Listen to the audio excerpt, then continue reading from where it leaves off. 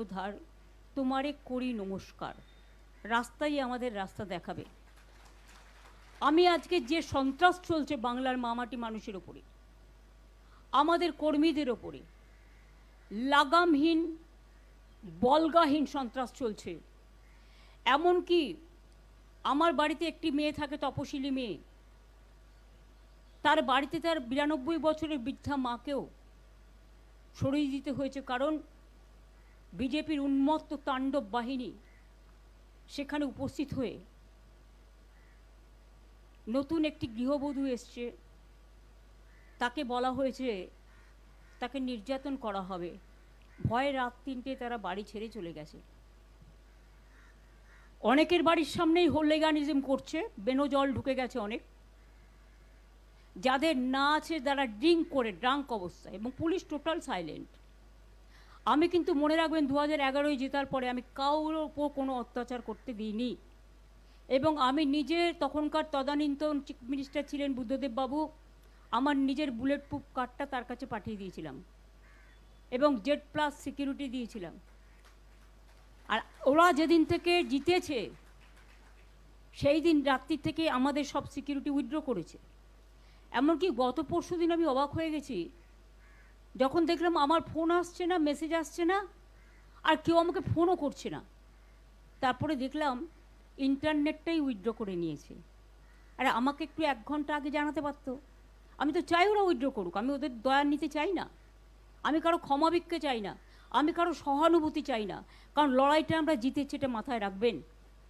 আমাদের হারানো হয়েছে, এটাই অতীব সত্যি, আগামী দিন প্রমাণ হবে। দিল্লির অল ইন্ডিয়ার সব লিডাররা আমার সাথে যোগাযোগ করেছেন। আমি তাদের, সোনিয়াজি কথা বলেছেন, রাহুল গান্ধী কথা বলেছেন, খার্গেজি কথা বলেছেন, উদ্ধব ঠাকরে আমাদের মেসেজ পাঠিয়েছেন, তেজস্বী মেসেজ পাঠিয়েছেন, অখিলেশ নিজে এসে ঘুরে গেছেন। এছাড়াও হেমন্ত সোরেন থেকে শুরু করে কেউ বাকি নেই। কাজে আপনাদের, ইভেন অরবিন্দ বলেছে আমি নিজ জীবনে এত কষ্ট পাইনি যখন আমি নিজেও হেরেছি, এটা হারানো হয়েছে। আমি তাদের সকলকেই মিটিং থেকে কৃতজ্ঞতা জানাই। এবং আপনাদের কাছে একটা কথা বলি,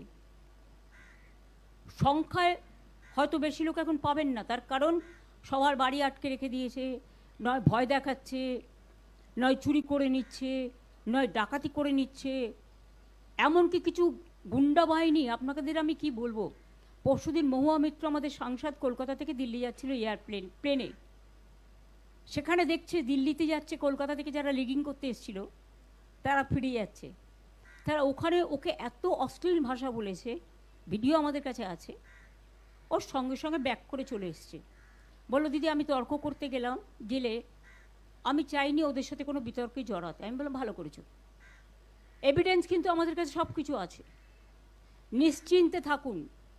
আমরা এই লড়াইটা, কল্যাণ আছে, আমি আছি, চন্দ্রিমা আছে, কপিল সিব্বল আমাকে ফোন করেছিল, অভিষেক মনু সিংভি ফোন করেছিলেন, বললেন যা সহযোগিতা করার আমরা করব। প্রশান্ত ভূষণজিও লড়াই করছেন, মেনেকাও আছেন, আমি নিজেও সিনিয়র বার অ্যাসোসিয়েশন বার কাউন্সিলের লয়ার, বিমানদা আছেন আমাদের খুব সিনিয়র অ্যাডভোকেট, অশোকদা আছেন, আমাদের বৈশা আছে, শুভাশিস আছে, চন্দ্রিমা আছে, অনেকেই আছে।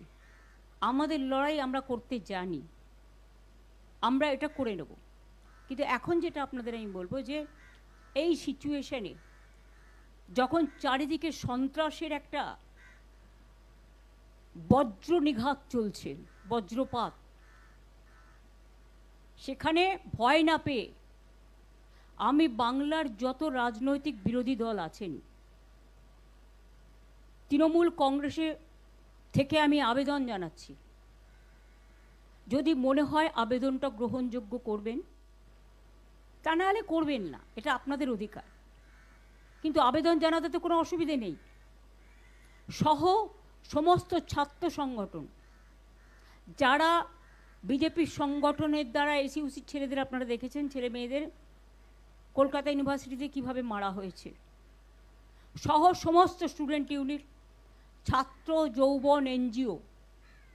বিজনেসম্যানরা করবে না, বিকজ তাদের ইন্টারেস্ট আছে, ভেস্টেড ইন্টারেস্ট আছে, কিন্তু সাধারণ মানুষ আসবেন। তাদের সবাইকে নিয়ে আমি বলবো জোট বাঁধুন। আমরা সবাই চাই একটা যৌথ প্ল্যাটফর্ম তৈরি হোক, যে প্ল্যাটফর্মে অল পলিটিক্যাল পার্টি যারা বিজেপির এগেনস্টে, এমনকি আপনারা যদি বলেন লেফটিস্ট, আমার কোনো ইগো নেই, আমি সবাইকে নিয়েই চলতে চাই। এবং আজকে যা অবস্থা, বিজেপিকে যদি রুখতে হয়, লেফটিস্ট সবাইকে, আল্ট্রা লেফট সবাইকে, আমাদের তৃণমূল কংগ্রেস আমরা কথা দিচ্ছি, ন্যাশনাল পার্টি সবাইকে, যার যতটুকু শক্তি আছে, দিল্লিতেও যেমন আমরা লড়াই করব, তেমনি বাংলাতেও আসুন আমরা জোট বাঁধি। যদি কেউ এ ব্যাপারে কোনো রাজনৈতিক দল আমার সাথে কথা বলতে চান, আমি 4টে থেকে 6টা পর্যন্ত অ্যাভেলেবেল আছি অফিসে, আমাকে জানাবেন, আমি নিশ্চয়ই আপনাদের সাথে কথা বলবো। আমার মনে হয় এটা আমি একটা